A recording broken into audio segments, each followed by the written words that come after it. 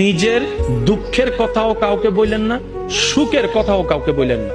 কথাটা একটু শুনতে আপনার কাছে অন্যরকম লাগলেও একটু ভিতরে গেলে আপনি নিজেই বুঝতে পারবেন।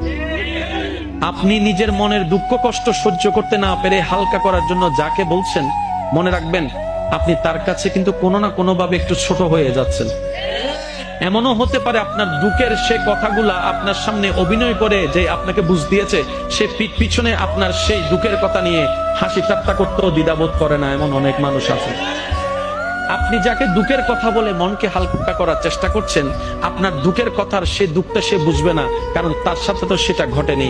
সেজন্য আপনাকে 3 মাস 4 মাস 3 বছর পরও হয়তো আঙ্গুল তুলে দেখাই দিতে পারে, সেই কথাটার কথা দিয়ে খোঁটা দিতে পারে। কথা বলেন ঠিক না? দুঃখের কথাও মানুষকে বলে শান্তি নেই। এবার আপনি বলবেন ভাইয়া সুখের কথা কেন বলবো না? আমি বলি কি ভাই, দুঃখের কথা শোনালে যেরকম মানুষ দাম দেয় না, সুখের কথা শোনালে মানুষ বদনজর লাগাইয়া সেটাও নষ্ট করে দেয়।